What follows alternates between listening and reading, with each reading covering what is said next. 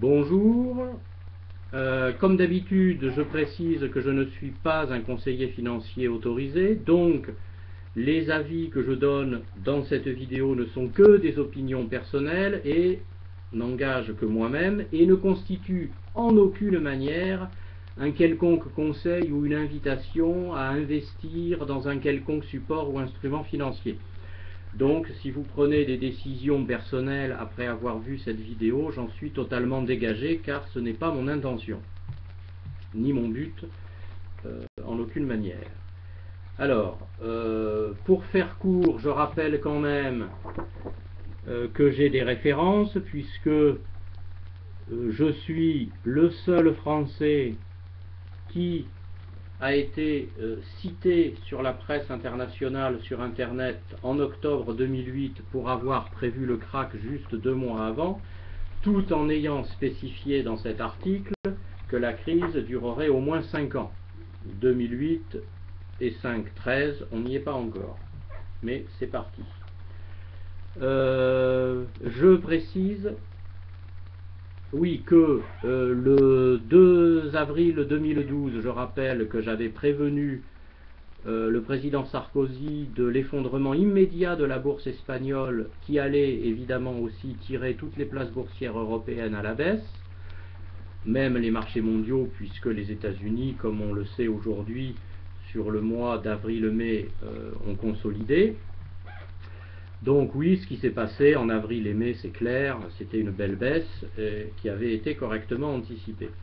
Ensuite, le 16 mai 2012, j'ai écrit au président Hollande, nouvellement élu, pour lui indiquer que la crise espagnole était finie et que les marchés allaient repartir à la hausse. Depuis le 16 mai, effectivement, on peut dire que les marchés se sont stabilisés. Et suite, après le 16 mai, il y a eu le prêt de 100 milliards de l'Europe à l'Espagne, et puis le sommet de Bruxelles des 28 et 29 juin. Alors, le 2 juillet, j'avais également écrit au président Hollande pour lui indiquer qu'à mon avis, les marchés financiers allaient bénéficier d'un répit de 3 mois sur les places boursières. Mais voilà, en matière de gestion, il faut savoir toujours être dans le sens du marché, donc changer d'avis en temps utile. C'est l'objet de ce courrier recommandé du 24 juillet au président Hollande, avec un beau graphique sur lequel j'ai marqué des références, celle du 2 avril, le courrier au président Sarkozy, et la situation actuelle avec un redémarrage de baisse. Alors ça, c'est un graphique, je dirais, qui montre clairement qu'il y a une baisse en Europe depuis février 2011 et qu'on est bien prisonnier d'une tendance baissière. Alors ne vous étonnez pas qu'il n'y ait pas ici et ici de référence.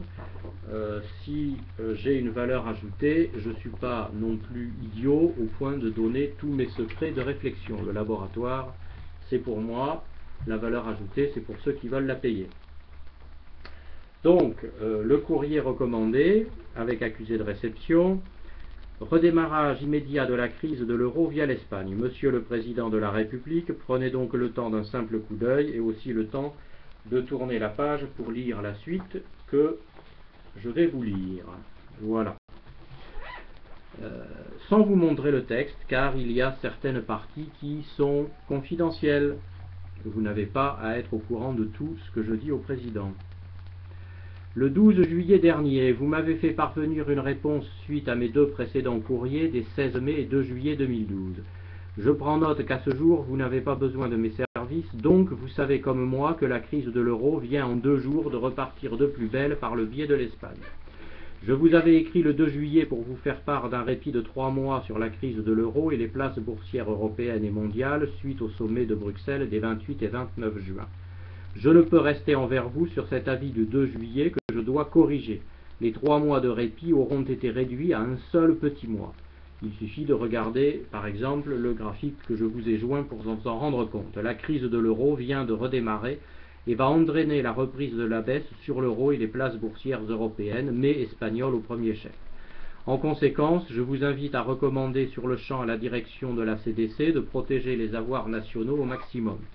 Ceci rend caduc mon avis du 2 juillet. Il est aussi à recommander de prendre des positions baissières sur l'euro quand cela a un intérêt de protection contre les variations de change, tant au niveau de l'État que des grandes entreprises françaises dans leurs affaires internationales. Alors, voilà. Quant au graphique que je vous ai montré, vous vous souvenez certainement avoir entendu M. François Baroin dire que les marchés financiers sont irrationnels. Au vu de ce graphique avec une belle tendance régulière à la baisse, qui est en quelque sorte le reflet du problème européen, vous serez d'accord avec moi que l'irrationalité est bien constante et tendancielle, donc les propos de M. Baroin pour le moins bien tendancieux. Les points de redémarrage de la crise de l'euro sont ici visibles comme le nez au milieu de la figure, et nous en avons un nouveau depuis 3 jours, un point de redémarrage. Si jamais les marchés devenaient rationnels et si la crise de l'euro était finie pour de bon, vous le sauriez en même temps que moi avec l'inversion de tendance. Pour le moment, la crise qui s'est mise en place début 2011 persiste et redémarre. Voilà. Alors, je dois bien vous avouer, Monsieur le Président, que cela devrait constituer un mouvement préparatoire à un nouveau crash boursier sur lequel je ne manquerai pas de vous tenir informé pour l'intérêt supérieur de la nation et des avoirs boursiers gérés par la CDC. En guise d'avant-dernier mot, je vous précise, comme dans mon courrier du 2 avril au président Sarkozy, je m'attache à donner des avis en temps réel et pas 2 mois à l'avance. Si la bourse espagnole avait plongé immédiatement avec l'euro dès le 2 avril, l'avis que je vous donne aujourd'hui doit être considéré comme étant de la même eau, de la même veine, c'est comme vous voulez. Les conséquences pour vous sont immédiates sur le plan pratique. Le pessimisme n'a pas fini de monter et la crise de Peugeot n'est même pas traitée que déjà l'effondrement de l'euro et des places boursières sera sans doute l'allumette pour de nouvelles décisions à la Peugeot dans d'autres entreprises en France. Vous aurez donc fort à faire sur le plan du redressement national et l'adversité n'a pas fini de monter. Je vous souhaite bon courage en restant bien entendu à votre disposition si vous le jugiez nécessaire. L'avis que je vous donne à ce jour vous aidera, je pense, à être averti et prendre de meilleures décisions en tout domaine. Merci.